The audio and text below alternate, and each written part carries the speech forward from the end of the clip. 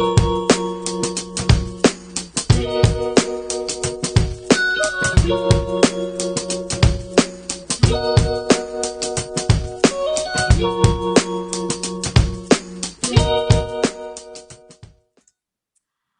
everyone. Welcome, and thank you for joining us for today's panel on understanding authoritarianism in the U.S. and abroad. My name is Donna Maeda. I'm the Dean of the Kofi Annan Institute for Global Citizenship and a faculty member in American Studies, and I use she, her pronouns. I'll be serving as the moderator for this event, which is sponsored by the Mellon a Renewed Purpose Grant. Before we begin, just a couple of quick notes about tech. Thank you to our closed captioner today, Stacy. If you would like to use closed captioning to access it, just click on the CC button at the bottom of your screen and then click on Show Subtitle. Later in the event, there will be a Q&A session. So as you think of questions, please direct them to the person named Submit a Question in the chat. So if you go to the chat and instead of putting your question in for everybody, look for Submit a Question and submit your question there. And in that way, we'll be sure to be able to see it. If you have any tech questions, you can direct those questions to the person named Tech in the chat as well. So this session is being recorded for sharing with people who are unable to join us. And a link to the recording will be posted on the Annan IGC website in about a week or so. This is an event of an educational institution on the land of the Sisseton and Wahpeton bands of the Dakota people. Although the college occupies the lands because of histories of forest removals and persistent settler colonialism, this is still Dakota land. The legal concept of property is built on the violation of Indigenous sovereignty.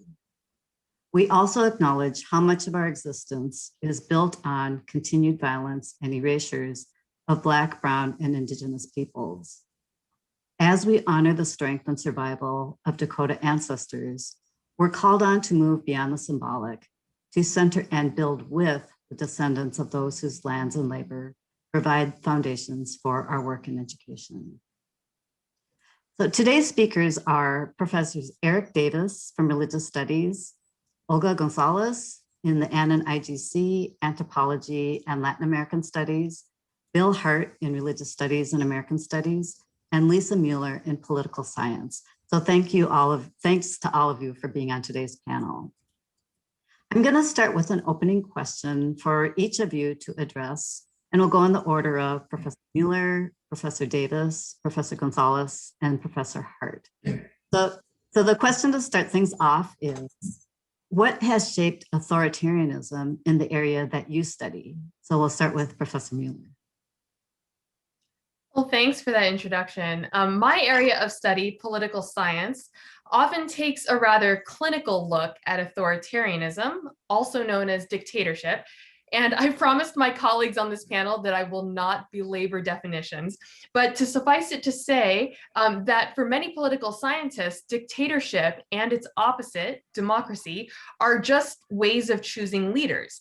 In a dictatorship, there is a smaller winning coalition, meaning the people whose support actually determines who leads.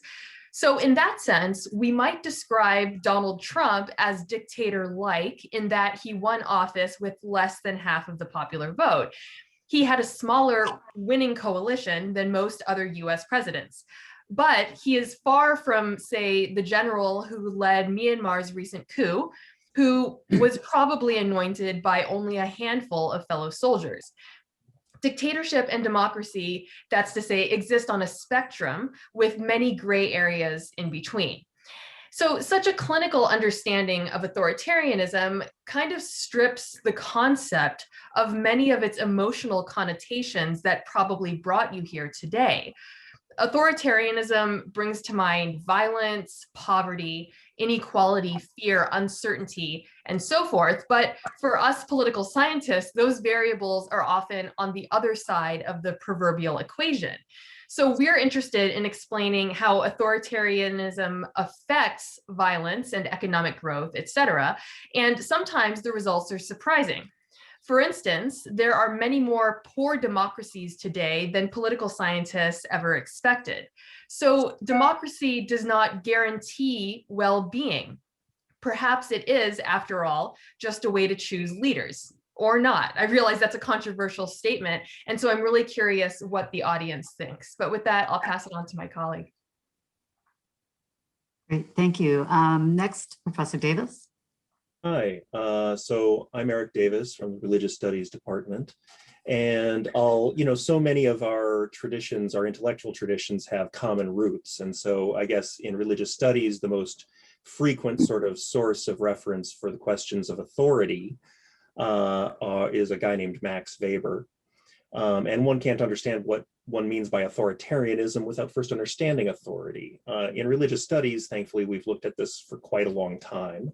One of the most obvious forms of authoritarianism, which might be crudely defined as a politics of because I said so, can be found in all cultures when they identify the boundaries and taboos against which no one is permitted to transgress, and root the authority of those taboos or those values in the sacred. So that's a very early and central form of authoritarianism about authority.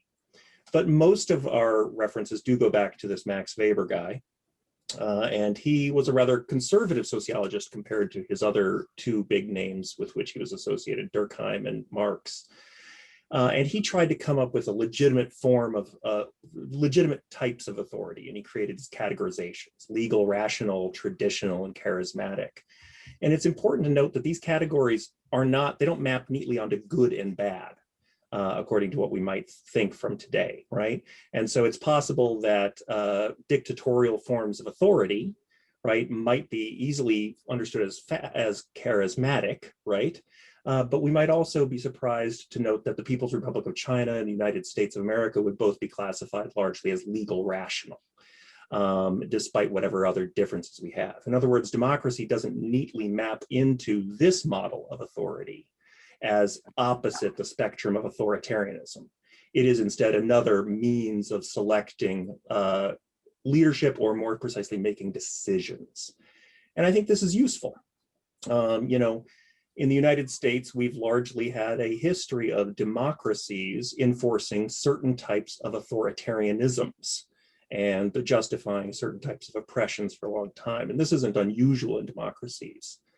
I think, we could go on about Weber, but I want to end with the notion that it might be useful to shift our focus, if we want to oppose authoritarianism, away from trying to locate legitimate forms of authority, and instead try and focus our analytic and our productive efforts on trying to shore up efforts of cooperation as a basis of decision-making, and forms of mutual aid as forms of society making, rather than dictates and forms of legitimate authority. I'll pass on. Great, thank you so much. Professor González. Okay, so I don't think that I'm going to define authoritarianism, from the perspective of anthropology, right? And I tend to think also in terms of case studies. But what I can say is that in the context of Latin America, authoritarianism has been a constant preoccupation, right? And sometimes this has been associated, in Latin America, there is a tradition of authoritarianism. But what I want to bring up is that in recent discussions that have brought together cultural theorists, historians, sociologists, anthropologists, in trying to agree on what is it that they wanted to say or how to understand authoritarianism, it was basically as a substitute for the lack of a true democratic order. But this raises the question of what is that democratic order, right? And why do we still have it anyway? And why it has been historically associated with government in Latin America, right? So the concept, Aníbal Quijano, who is a Peruvian cultural theorist who already passed, but very, very important theoretically, proposes this concept of coloniality of power. And this concept of coloniality of power has influenced Walter Mignolo, which is probably more well known to most people in the context of the United States. But it is this coloniality of power, this notion that the colonial and the hierarchical and the patriarchal is all embedded in every single institution. So it is from the family, education, right, and all forms of government, right? So that is one aspect that in a way helps me understand, right, authoritarianism as applied across gender, across class, across political ideologies, etc. But this general notion that it can be a substitute that for the lack of true democratic order intrigues me, because there are two case studies, two examples that in the context of what has happened here in the United States with what I would call a self-coup attempt. Maybe there are many people who disagree with me. It's a failed self-coup attempt. Has been like a deja vu. It reminded me of experiences that I have either lived in the context of Peru or that have marked, right, 20th century move into authoritarian regimes. And that has to be understood in the context of Latin America in the relationship with the United States, because Chile becomes the experiment and the testing field for the neoliberal model, which again then raises other questions for me. It's like another conundrum because, okay, the United States decides, is in an anti-democratic, right, position with Chile to support and orchestrate a coup, right, of a democratic regime. So it seems that it goes against the principles of democracy to attempt a coup supported by the United States. The important thing is that then this complicates the picture because it was a social democracy, not a liberal democracy. So my question ends up being, is that liberal democracy that turns or is turning in many of our contexts, right, into a kind of anti-democratic liberalism or illiberal democracy? And then we cannot just limit or assume that authoritarianism is a substitute for the lack of a true democratic order, because none of us know exactly what a true democratic order is. And what seems to be the common denominator in all these authoritarian regimes or tendencies seems to bring neoliberalism into the mix. And maybe I'll leave it at that and we can expand and I can talk more about the case studies as well. Great, thank you, Professor González and Professor Hart. Well, hello, I'm happy to be here. When I think about authoritarianism, I don't look at Europe for a model. The United States provides my model. And as I think about authoritarianism, it's rooted in American history. It's rooted in the history of settler colonialism, genocide, and slavery.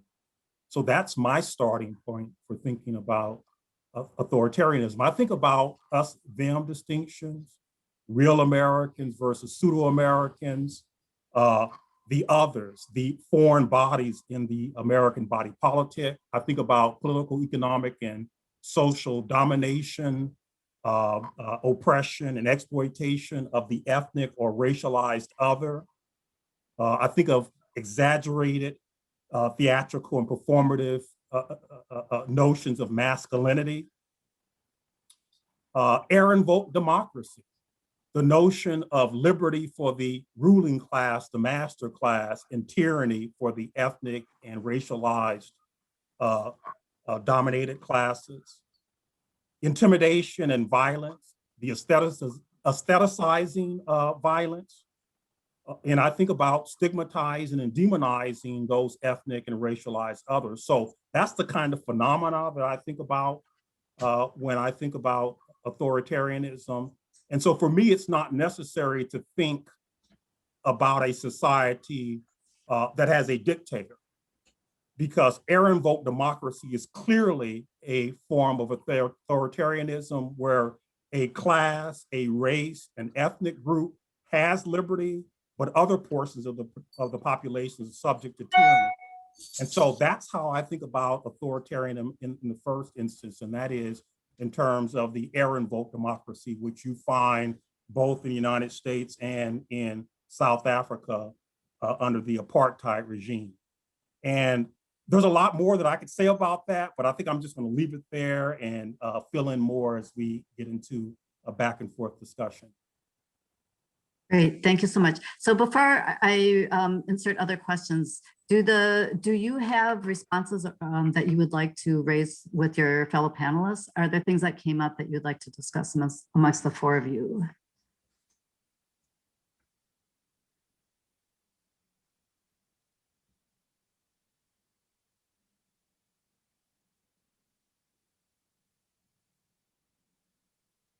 One of the things that's interesting to me is that we start with this question of authoritarianism, and not just because of your disciplinary backgrounds, but you all kind of turn the question around. You didn't exactly answer that question because you wanted to enter the idea of authoritarianism from a different angle. And that was really interesting and expected from a set of faculty members who think, in different kinds of ways. So I was thinking about the ways that Erik, you shifted it from authoritarianism and democracy to thinking about cooperative decision-making or mutual aid as society making, rather than here's authority and here's democracy. And Olga, you talked about coloniality, hierarchical patriarchy, and other forms of what we can think about as authority, based on authority in every single institution, family, governance, what we think of as governing institutions, education. I don't think you named that, but I know that you would include that. And, so all four of you have kind of shifted that question around a little bit. So given that, how might we think about institutions and cultural forms that in a sense prepare us for or make us accept, if we're thinking again about authoritarianism, like we become subjects of authoritarianism by what we don't know. So it builds all of the things that you named, that we don't necessarily say that's authoritarianism, this is democracy. Can you talk a little bit about what prepares us or makes us kind of the subjects that carry what we think of as authoritarianism when we separate it out, that we carry that with us? And how do institutions and cultural forms do that? I'd be happy to talk about this if people are okay with me jumping the gun here, if only because I'm actually talking about this in a class right now. So I'm teaching a class on advanced ritual theory. And I think one of the things that those of us who study ritual intellectually and almost always from an anthropological point of view have sort of focused on in sort of understanding what power does ritual have on subject formation and who a person is something that can be expressed as simply as the notion that learning to kneel in certain moments of ritual is itself the production of a body, right, capable of subservience to authority, right? And so whether or not one wants to elaborate that into a critique of religion in general, I would prefer one not do that. But instead limit itself to the function of sort of practice in everyday life, the way Dr. González was talking, right? Authority and authoritarianism is not embedded in just the state form or governments, or even in capitalist bureaucratic infrastructures. It's something we find in almost every dimension of our life, which means that it is practiced and naturalized in every dimension of our life. One specific example that I'd like to refer to, which is probably close to home for all of us as we sit in the intermediate period between last summer's uprising for racial justice after the murder of George Floyd and Breonna Taylor, and wait for the beginning of the trials of those officers, right, is the question of the institution of the police. And I'll just talk a little bit about how authority works here, and that connects authority to violence in precisely the ways that Dr. Hart was raising for us, right? Calling the police in order to enforce a law that someone else is breaking is necessarily the calling upon of violence, right, that one delegates to an arm of the state, right? You are necessarily engaging in an act of authority that directs violence. And so when people say in anti-police and anti-police brutality movements, don't call the police, right? What they are doing is recognizing and attempting to get people to refuse engagement in that form of authoritarianism, which leads directly to violence. The alternatives are rarely articulated, but I'll just adumbrate again what I said before. They are cooperation and mutual aid, right? Which is never a panacea or a romantic gift that drops out of nowhere, but instead is always a struggle.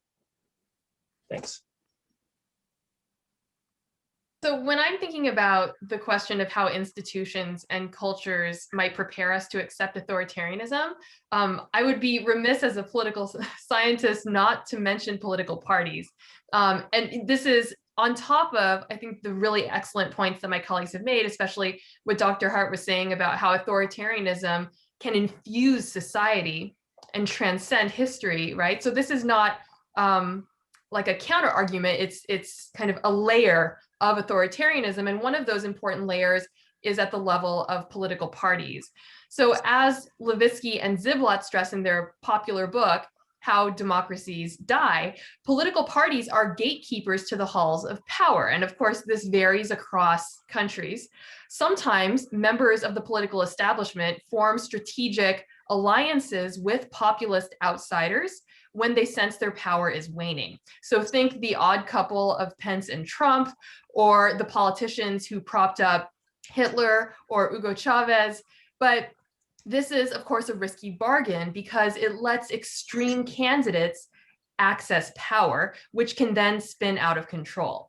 A counterexample would be when Swedish conservatives tried to eject fascists from their party in the 1930s and made some headway there.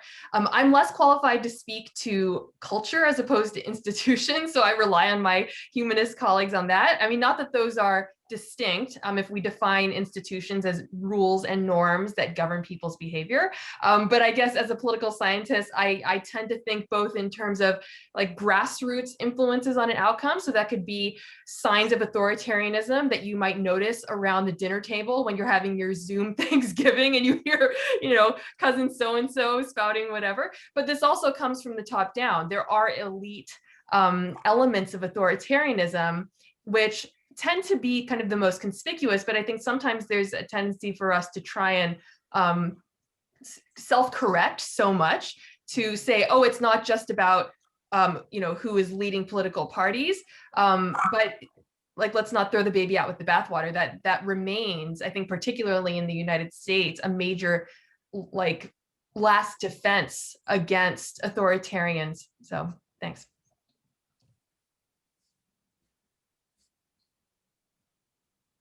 Well, if to build on what Professor Mueller just said, I mean, I think we can bring the party formations together with the cultural transformations and the way in which the party formations push the cultural transformations. I'm thinking in sort of broad terms, historical terms here, but I think about the mid 1960s and the realignment that occurred between the Democratic and Republican Party, driven by a negative response to Lyndon Johnson's Great Society program, especially the passage of the 1964 Civil Rights Act, the 1965 Voting Rights Act. They were talking about that 50 plus years ago. We're still talking about it today. It's still driving our politics today. It was behind the politics of the riot on the Capitol.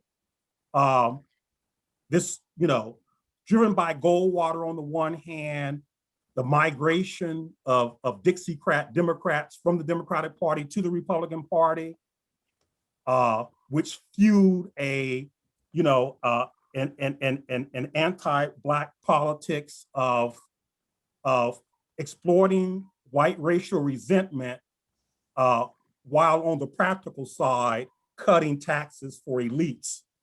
And over time, this politics, which over time actually became a kind of a Washington consensus, because you had both Republicans and Democrats practicing this form of politics, where you exploit white racial resentment, you cut taxes for elite, and it produces tremendous cynicism among the American populations who aren't getting any benefit from their politics. And so part of what we saw in the riot on the Capitol was this kind of politics, a politics which is common to the Republican and the Democratic Party.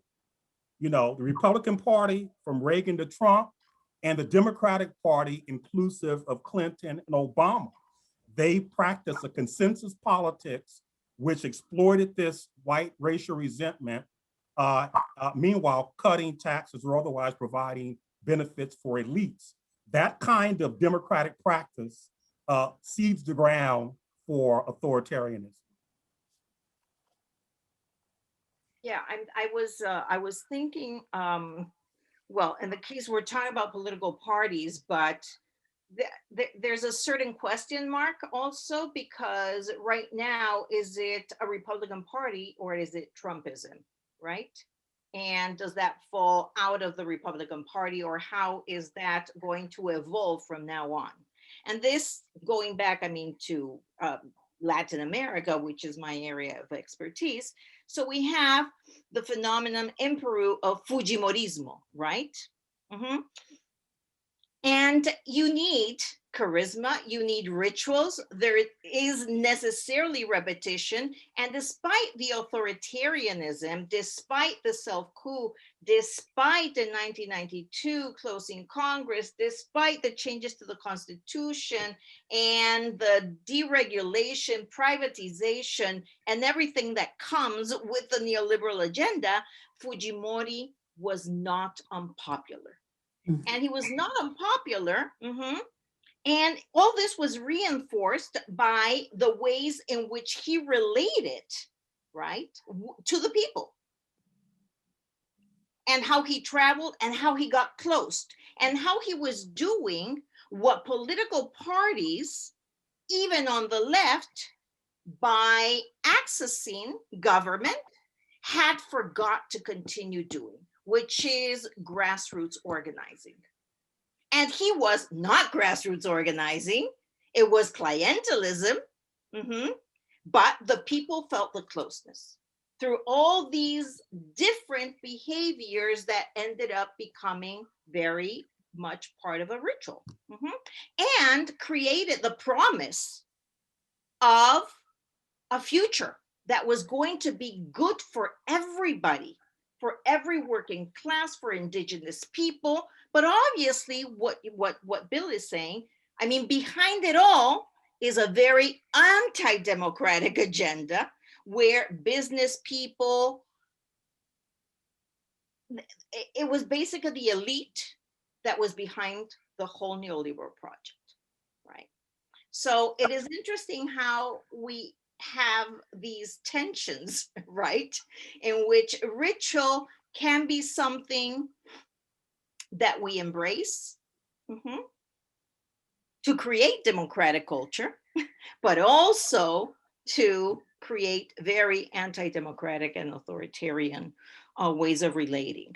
And the other thing I think is that it is familiar.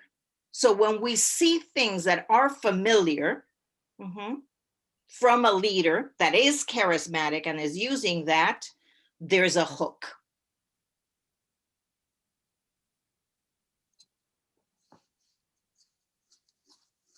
And obviously this leads to the polarization, because part of the charismatic aspect is creating enemies of every single opponent. And to that, if we add state terrorism torture, disappearances, paramilitaries, it's lethal. So this could be the future. Oh, yeah. In the United States.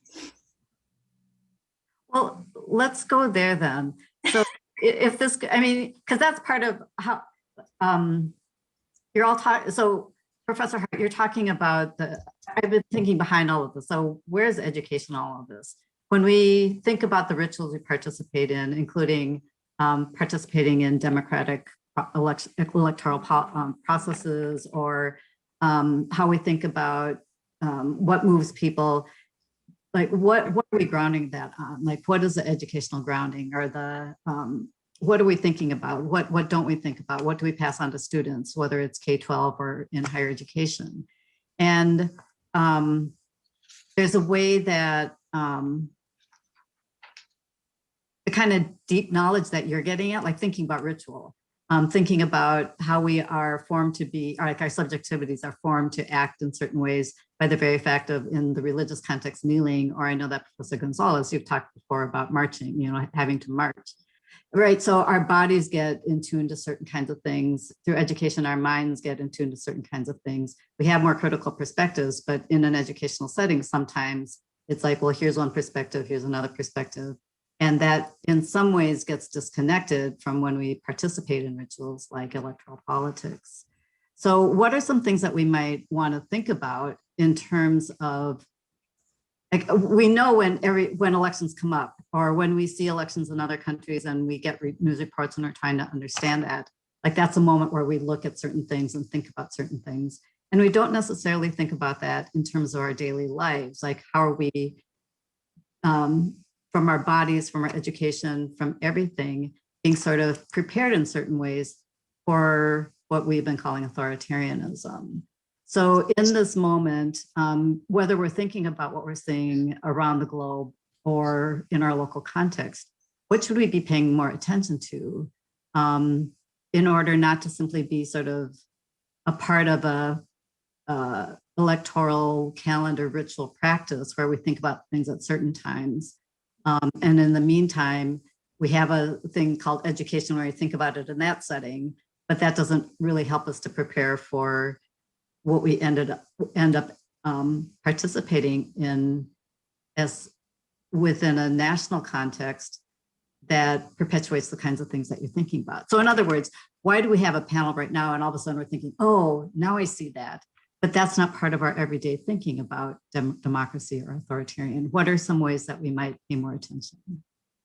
I think one hopeful lesson, with caveats, of course, comes from present day Germany. So I think we are right to worry about learning authoritarianism, about pro-authoritarian ritual, as my colleagues have put it.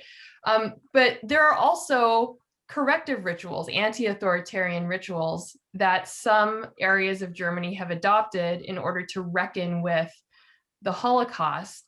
And there's some really fascinating empirical research recently out showing that areas that had concentration camps that were subsequently transformed into Holocaust memorials have communities surrounding them that are systematically less supportive of the extreme right than places that also hosted atrocities in the form of concentration camps and labor camps during the Holocaust that just kind of faded into the landscape, that are now kind of covered in vines and people just pass them without thinking to and from work or school. And this research kind of lends some validation to the proponents of mandatory or heavily encouraged school field trips to such sites of memorializing tragedies, of remembering, of ritualizing the reckoning, because other folks were worried that this would traumatize children. And these are not mutually exclusive, of course, but there is increasingly compelling evidence that this is not only reducing the kind of authoritarian type of views like xenophobia, racism that Professor Hart was citing earlier, but it also is the memorializing is correlating with lower vote shares for extreme right parties in European countries. And it's not just in Germany, but kind of throughout Europe that was kind of part of this horrible period of human history.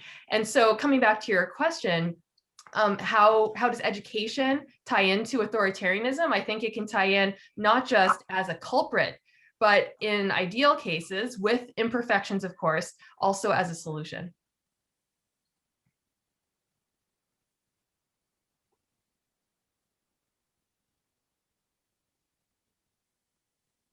I'll say something about memorial memory initiatives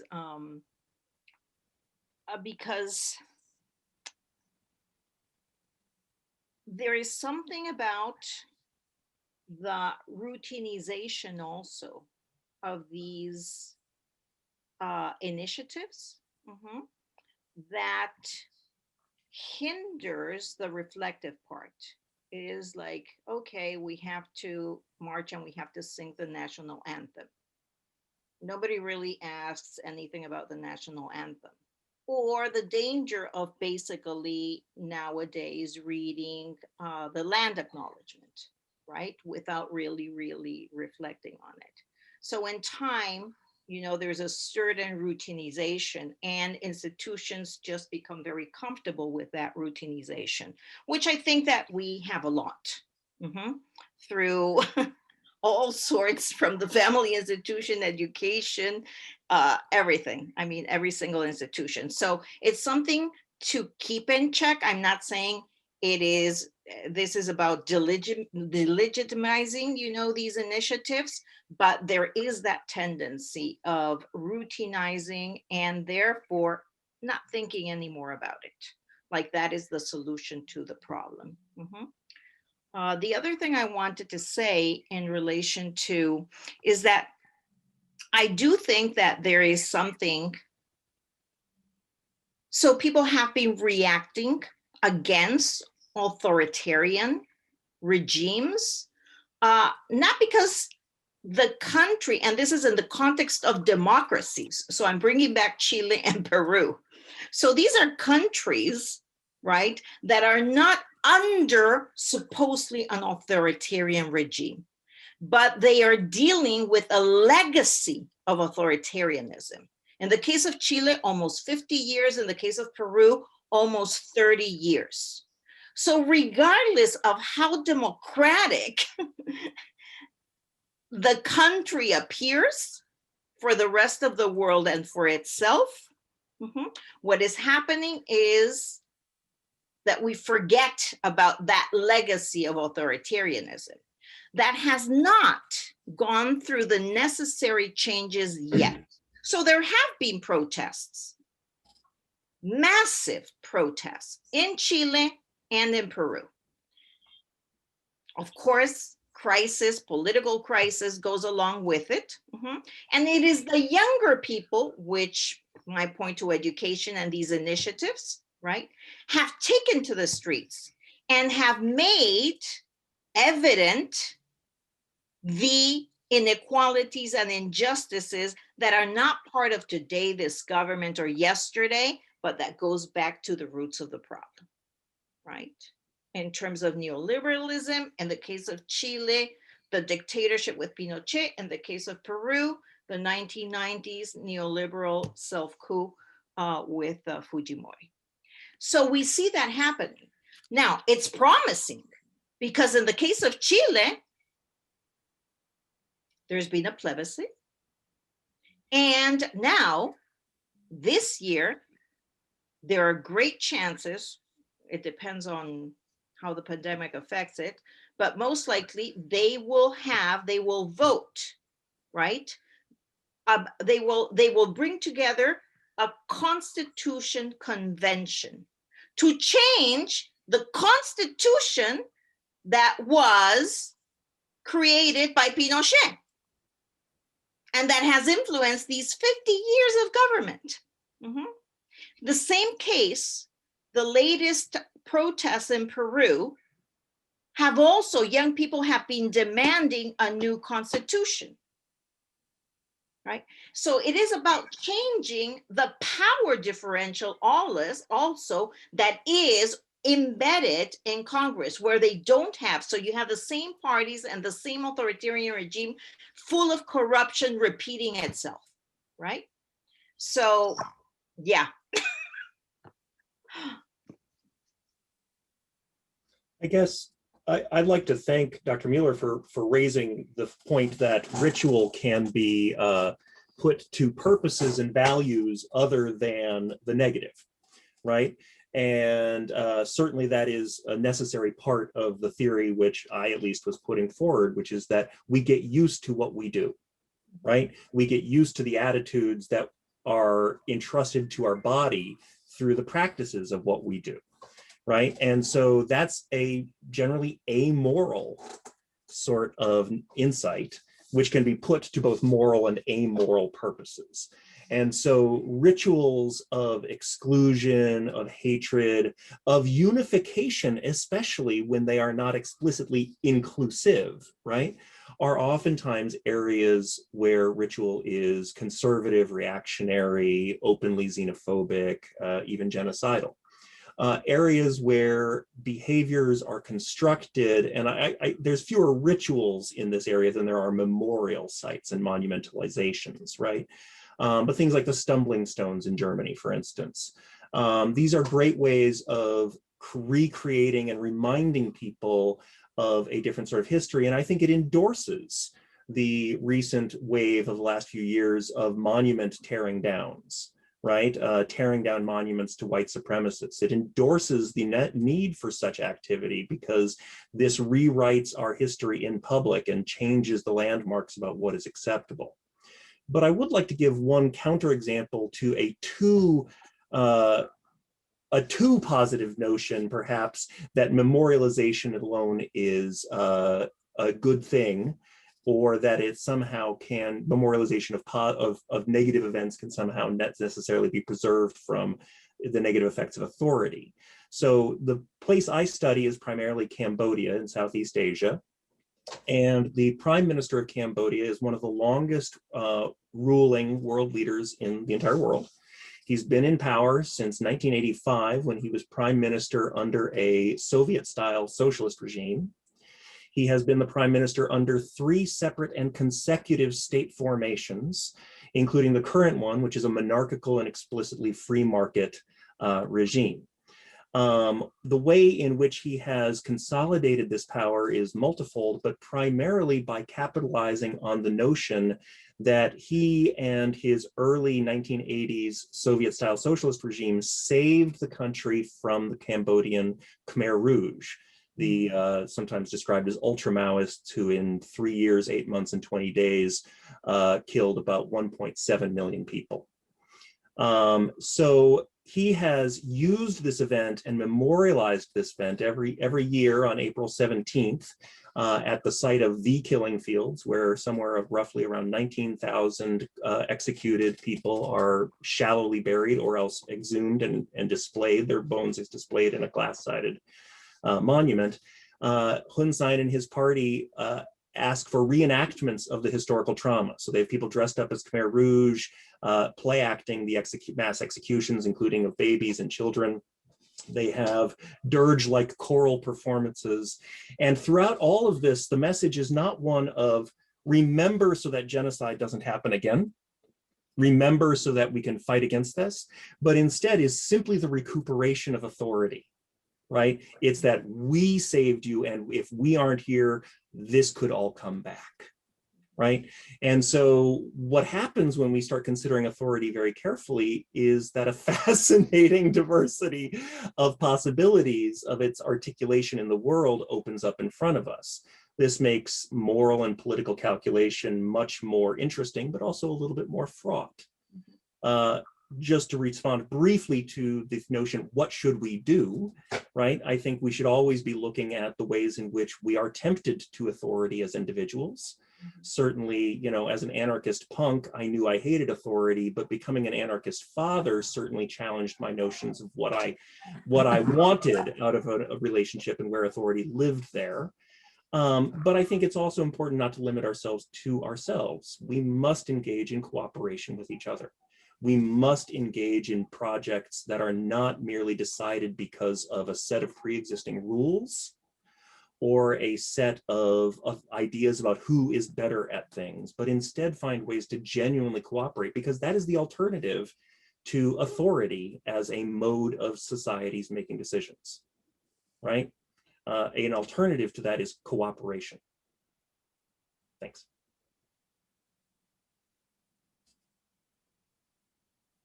Professor Hart, did you have anything you wanted to add to this? I don't think I have anything to add to this train of the discussion. Okay. Well, as Professor Davis was just talking and sort of wrapping up some of bringing in some of the other comments, I was thinking, Professor Hart, about your opening comments about authoritarian, like as the US is talked about by public figures as the greatest democracy, you were pointing out that US is the model of authoritarianism. And you talked about settler colonialism, genocide, and slavery, and the ways that consolidates this notion of us, them, the foreigner, the other, and that is built into the economic, the political, the social, and all of that. So I was wondering the relationship between that and what Professor Davis is saying right now. Like, we have to have different ways of being together that can counter what politics, an authoritarian kind of politics that's not acknowledged as authoritarian, but it's called democratic. Like, what that makes us, like what are some practices or ways of being that can counter that? So I was wondering if the four of you might talk a little bit about what Professor Davis is saying about mutual aid, like a different way of being together, a different way of building society, or some sort of notion of who, quote unquote, we are, that's not based on like some sort of already given hierarchical notion of social structure that's already built in economics and politics, and what that might do to not create like new rituals that ritualize, that harden something, but that create new possibilities. I know that this, Lisa, Professor Mueller, earlier you had said you want to stay out of the realm of culture as a political scientist, so I don't want to like force you into a conversation. I didn't mean for that to sound so strong. I don't want to give a bad name to political science. It's not that we jettison culture from our minds and our conversations. I just feel like I lack the comparative advantage relative to my colleagues on the panel. Thanks. But could you talk about that? Like this notion that if certain kinds of ideas that we accept they're authoritarian, but we don't see them that way, and we become part of that, and it's part of our like we get incorporated into the rituals in a way that even memorializing something else doesn't necessarily counter enough. What do you see in creating new possibilities from a different way of thinking about creating society differently, and how that is connected to making decisions differently? Well, I think before we can imagine and create society differently, so by that I include anyone who senses an authoritarian threat, I think first and foremost, we need to deflect that threat, right? We won't have the space, the opportunity to build something anew as long as there is an alternative in the seat of power. And so in the interim, I would watch out for people normalizing and validating authoritarian behavior. And I hadn't thought until this panel to think of that in cultural or ritualistic terms, but I thank my colleagues for encouraging me to think of it in that way. But either way you want to describe it, I think if we're thinking about this on the very individual level, like what signs should we be looking out for? How should we become more aware of this? How can we stop this trend toward authoritarianism? Watch out for people inuring themselves to authoritarian behaviors, which could include painting your political rivals not just as rivals, but as criminals. So think like the lock her up rhetoric that definitely goes beyond just democratic competition. It reeks of authoritarianism, or attacking civil rights, such as denigrating the media dictators have an easier time ruling when they have public compliance. And so you can help stop this trend toward dictatorship by not normalizing or validating authoritarian behavior, even when it is ostensibly on your side. And that's kind of an important addendum to what I just said, that there are these underlying principles that go beyond a matter of your policy preferences, right? Regime types are fundamental structures of governance. They transcend even individual governments. You can have government turnover within the same regime type, within, by which I mean an authoritarian system or a more democratic system.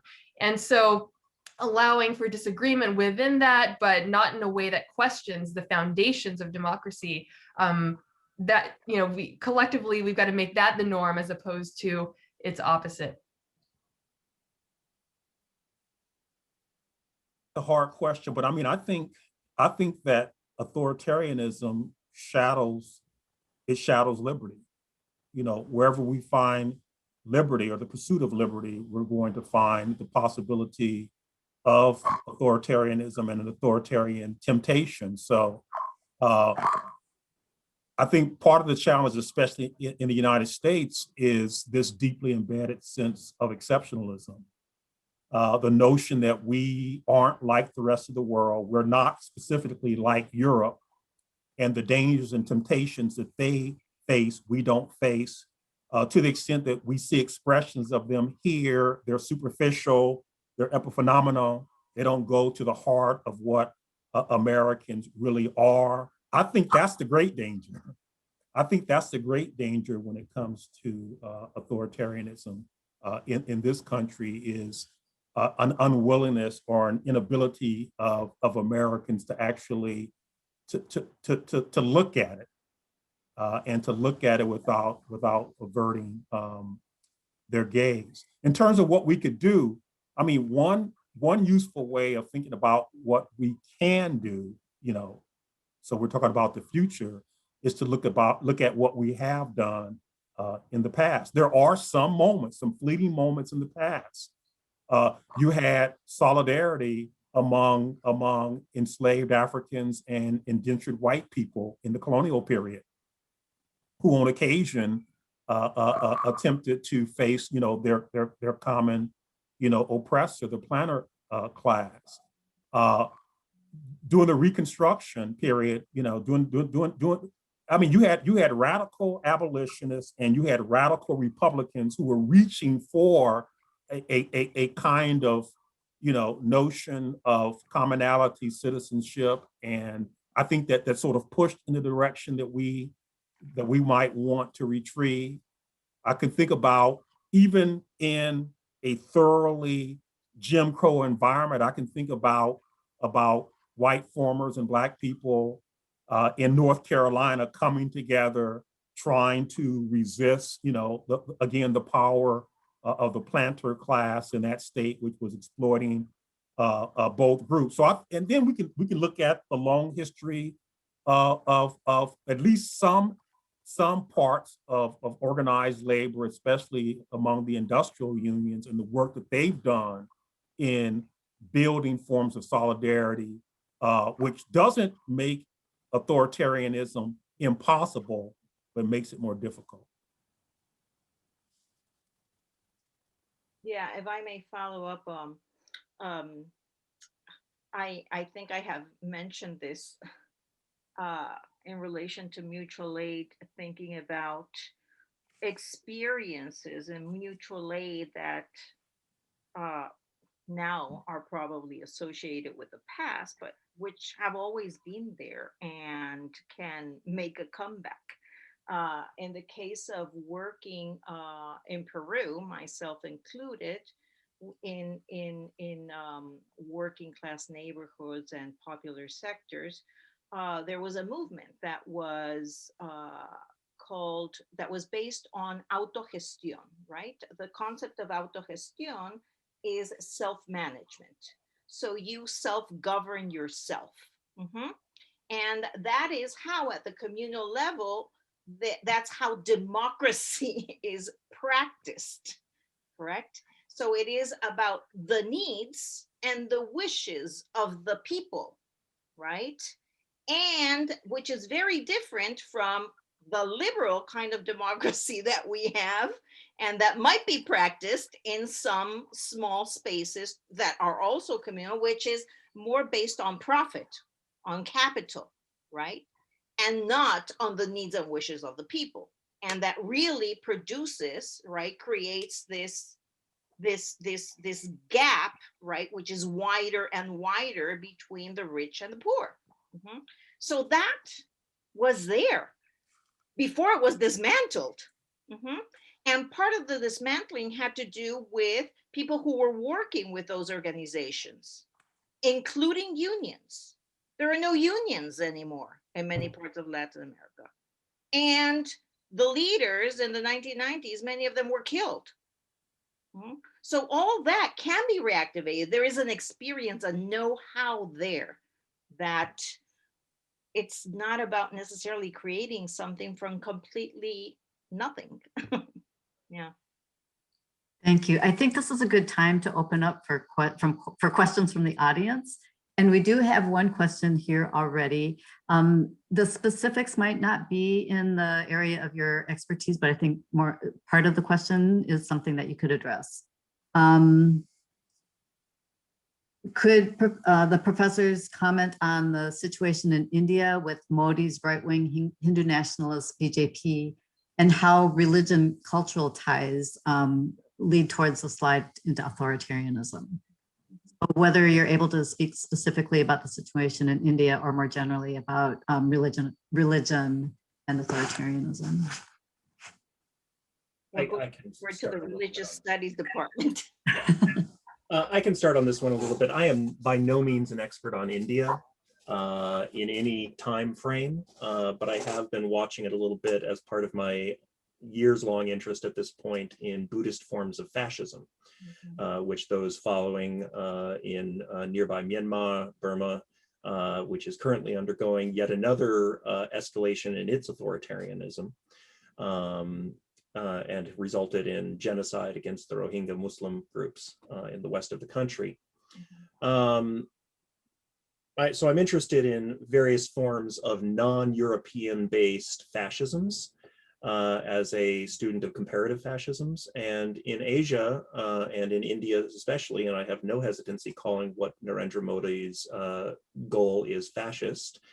He represents a party which has its roots in the RSS, which was explicitly founded through the inspiration of Nazi Germany and intended to adopt notions of self-identity as Aryan, which was a strange and ironic return of the word, which is a Sanskrit word meaning noble, which was racialized and turned into, head measuring science by the Germans and English, and then returned to India as a particularly reactionary form of self-identification. With the Hindutva movement, which is, tva is a suffix which means ness, and so it's a word that just means Hindu-ness.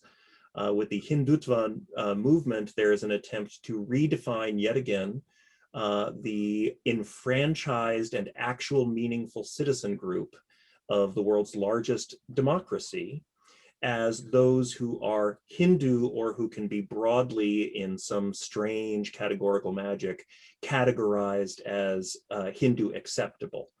And so this results in widespread lynchings of Muslims and in the continued disenfranchisement of people throughout the country, including the passage into statelessness of an estimated 2 million Muslims in the state of Assam.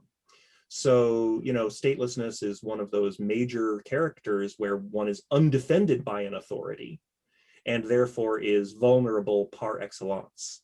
It is considered to be one of the precursors of things like the Holocaust. And so, yes, I think it's absolutely correct to see the authoritarianism in India as authoritarianism, to see it as fascism, in fact. But I don't think it would be, I don't want to make too strong a case and say it is representative of the Hindu religion in any way, shape, or form, but rather indicative of a particular idealized reformation of that religion and social grouping linkage by a group of fascists. It will be up to Indians in general, Hindus in particular, to attempt to reject that recategorization of their subjecthood. But it's definitely, you're in the right area on that one.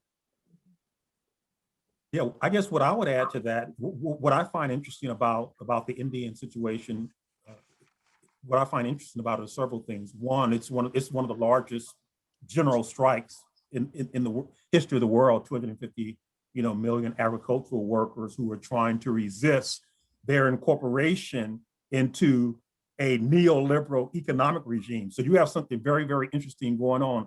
In addition to all of this sort of Hindu nationalist inspired stuff that's going on, you have the world's largest democracy, which is using fascistic means to incorporate its agricultural class into an international capitalist economy. And so what this demonstrates is the close connection between neoliberalism and fascism. Some people might not want to hear that, but there's a close connection between neoliberalism and fascism.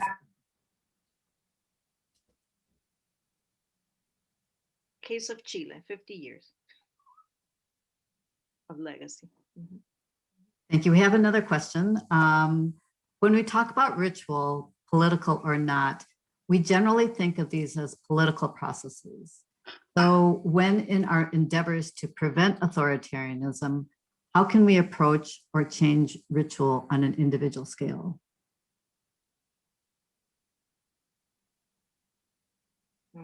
I mean, one answer is to not participate. Yeah.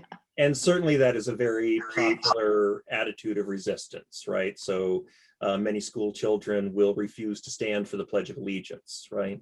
There are all sorts of minor forms of practical resistance to norms and expectations of authority that people can find and engage in. But I'm not certain that any of my studies in ritual or ritual theory give me much hope that ritual could be a medium through which liberation could be articulated and achieved in any sort of intentional way.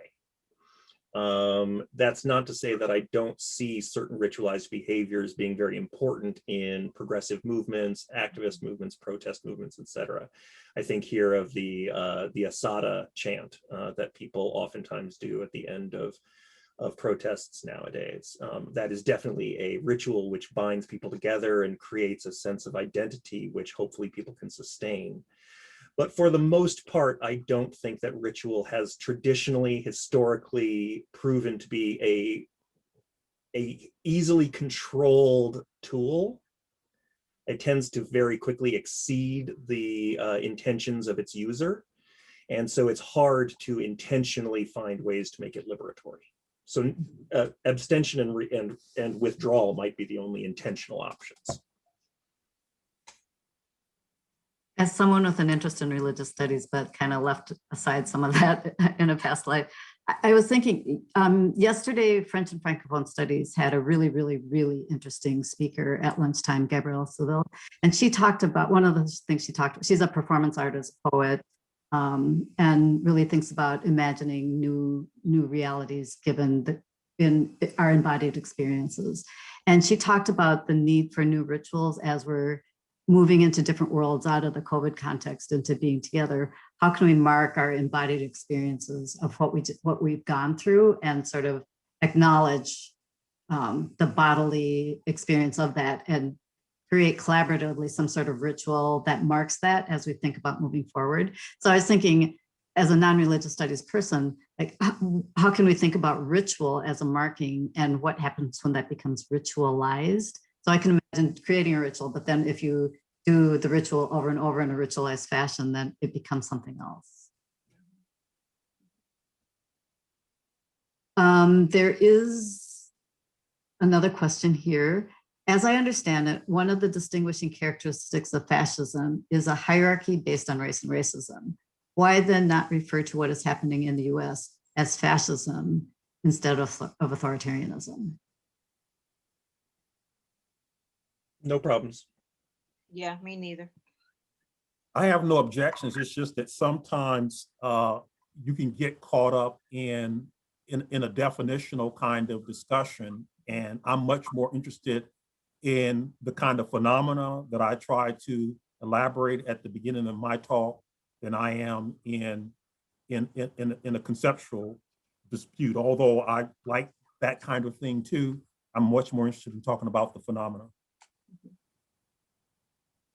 Yeah, in political science, I mean, like I really meant when I said that I'm not going to belabor definitions, and and I take Professor Hart's reminder well.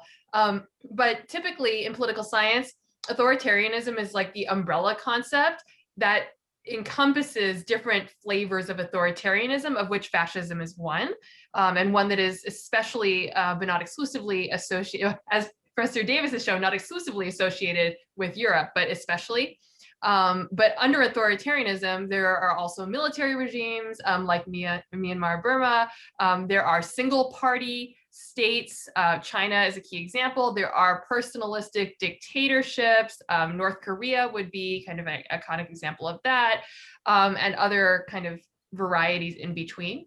So I don't know if that helps the person who asked the question to kind of fit fascism under that umbrella of authoritarianism. If I were going to be super specific, right, about what I think the United States is encountering, I would say that it's a white supremacist democracy, which is experiencing challenges from insurrectionary fascist movements, right? Those are fascist movements which want to impose a much more explicit white supremacy and other forms of patriarchal and hierarchical domination than exists under the social peace, so-called, of liberal democracy, right? And so that's why you get the perhaps originally confounding notion of fascists attacking government, right? Including a government that we here are recognizing as authoritarianism. It is perfectly possible to be an authoritarian who wants to install a new, different type of regime of authoritarianism through violence. Yeah. Yeah, I like the way, I'm sorry, go ahead, Olga. No. I was just going to say, accentuate something that Erik was saying. I think that this fascism goes with racism, with nationalism, white supremacy. I mean, these are very strong terms, but that we have seen manifested as part of that fascism, and that have to be spelled out. And the only thing I was going to add quickly is that part of the problem, I think, with fascism is the same problem that we now have with neoliberalism. Mm-hmm. It's a shorthand, it's a buzzword, it's become jargon, and it's not always clear what people mean when they use it. Yeah. That's why I like to talk about the phenomenon. Mm-hmm. I just realized that in my menu of types of authoritarianism, I omitted monarchy. And that reminded me that it's kind of interesting and useful, I think, to ask ourselves, where did monarchy go, right? So at a certain time, monarchy was the modal regime type in the world, one that we still like strangely and I think perversely idolize in like every animated Disney film. Like, I don't understand like why we're indoctrinating children to like princesses and, you know, the gendered notions aside, right? Like there's this kind of romantic rereading of monarchy. But anyway, that's not my point. It's that monarchy today is almost extinct. Not entirely, but most of the monarchies today are tiny, like, you know, like, isn't Monaco a monarchy? I don't know, right? Like, it's very rare. So, like, can we use that fact of history that monarchy rose and then waned to imagine a world in the future without fascism, without other forms of dictatorship that might worry us today? And not that every form of dictatorship follows the same patterns. For example, military dictatorships are likelier to democratize than single party dictatorships because the soldiers are happier to go back to the barracks. Whereas if you're in a party, you don't really want to give up your whole party career once you've climbed the ladder. But if we did want to take liberty to borrow some lessons from the history of monarchy, we could see that ostensibly one reason why monarchy waned was because the need for that regime type also waned. Monarchies were really efficient at solving major collective action problems in a time not only before Twitter, I know it's a struggle to remember that far back, but this was before printed news, right? Before literacy had spread on a serious level. And so the alternative to monarchy was not democracy, it was anarchy. And under that situation, people understandably maybe were like a little more okay with the king like stealing most of their stuff, like if the alternative was a life that was nasty, brutish, and short. And so what purposes does fascism solve today? Or you could fill in your other variety of authoritarianism, and what alternatives, maybe circling back to Dr. Davis's point, what alternatives to those problems could we implement? I know we don't have like a back and forth with the audience, but if this were a class, I would like ask the students what they think. Maybe the fellow panelists have thoughts. Well, I was thinking, okay, I agree. I see your point about monarchy in a way being this more symbolic or whatever. I mean, it faded, it's gone as government. But isn't what we have right now, can you see it detached as part of the development in terms of government? And this is where the coloniality of power, this concept is important to me, that still has a hold, right, in our way, in our forms of government. And that fascism might go away, but we might get, I don't know, I'm going to sound horrible and pessimistic. We might get something worse. So I'd like to respond to that train of thought as well, if I may. I think I really appreciate the way Dr. Mueller is framing this as a question of how one organizes collective action. Because I think that really is one of the key ways in which fascism promotes and authorizes itself. Right? And I would just like to point out that it is true that monarchies and all forms of authoritative and authoritarian social organization do solve questions of collective action, oftentimes through means that we think are better or worse. But the question in the monarchical situation is for whose benefit? Right? Just because they're solving a collective action issue doesn't mean that the people involved in the solving of that collective action were better off for their participation. Right? And so, we've got a situation where fascism, similarly, perhaps the most modern political ideology we have, right? It is the most recent, like anarchism, like communism, like a whole bunch of other things, is largely a reaction and specifies itself as a reaction to modernity and capitalism. It is required to have this strong centralizing authority and decision-making power in order to do things like make the trains run on time. And this is a myth that persists in our authoritarian worshiping sort of reflexive culture here. And we think, oh, Mussolini made the trains run on time. He absolutely did not. The trains were a mess.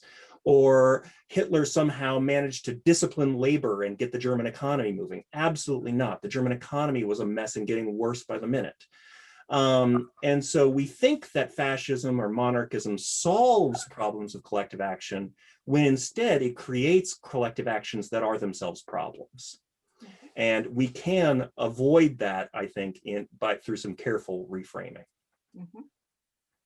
There is one more question that's a really good question, and even though we're at time, so if it's okay with you, can we go just a little bit, because I think it's a really good question to end on.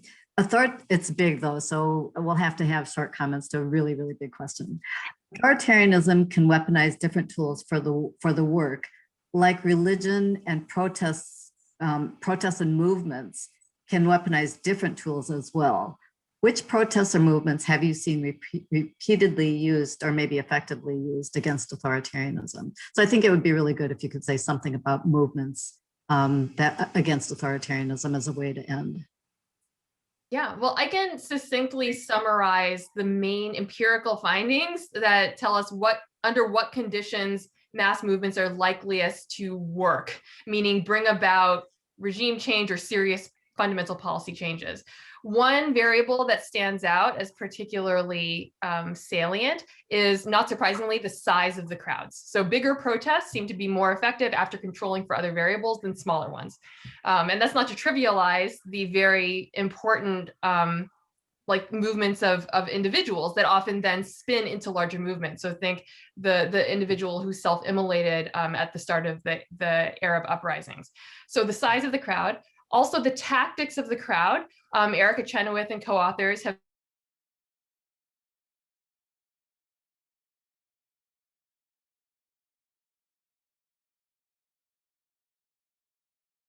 protests, and that's separate from any normative claims over when violent protest is justified. This is just looking at the outcomes, the empirical outcomes of the protest.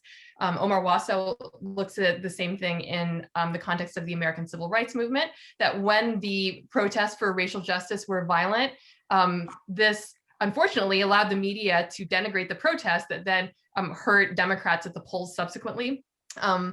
And people tend to have a distaste for violence, so it's also more difficult to recruit to your movement if you use violent protests. And then also international attention is the third variable that I would highlight. When pro-democracy movements get not necessarily support even, but just like acknowledgement from like the leaders of foreign countries, that correlates with more pro-democratic reforms after the protests. So to recap, the size of the crowd, peaceful tactics, and having international watchers. I want to emphasize that protests are not naturally or necessarily progressive. So there are oftentimes protest movements which are authoritarian. And so we shouldn't be imagining we're talking about those in the same breath that we're talking about in responding to this thing. And I appreciate Dr. Mueller's sort of response and sort of setting that up. I will say that I think I subscribe to some of the critics of Chenoweth's sort of argument about the effectiveness of peaceful protest. And there are sources we can go back and forth, I suppose. But my only interest here is I want to use the example of the Black Lives Matter movement and the uprising last summer, and talk about the way in which property is so enshrined as an authority and value in our society that it must be defended with authoritarian violence, right? And so in the middle of the movement for Black Lives, there was a lot of property damage, which immediately gets classified somehow as violence, right? It is not violence, it is destruction of property, right? And which I think can be seen as an attempt to directly eradicate the undergirding authoritative sort of structures which imperil our very lives, right? The notion that property is more valuable than Black life, right? The notion that George Floyd should have been suffocated and murdered for a supposedly fake $20 bill. And I think that in protests which engage directly with some of the most fundamental values of our society and consider revising, attacking, or overthrowing them if they are oppressive, I think we can see real value and the beginnings of a stepping stone of sorts. By no means sufficient, but a very necessary moment in recognizing, I'll just throw in one more religious studies word, which is apocalypse, which means the unveiling, right? It means pulling the veil back. And so an uprising can be an apocalypse of society, showing society for what it really is and where its real values are. And I think that can be tremendously clarifying. If I may, I want to bring back Chile because that has been, the protests were pro-democratic, obviously, but everything started with the protests against the government raising public transportation for 30 cents, right? Which became very symbolic of 30 years of indignity under the government's neoliberal model, right?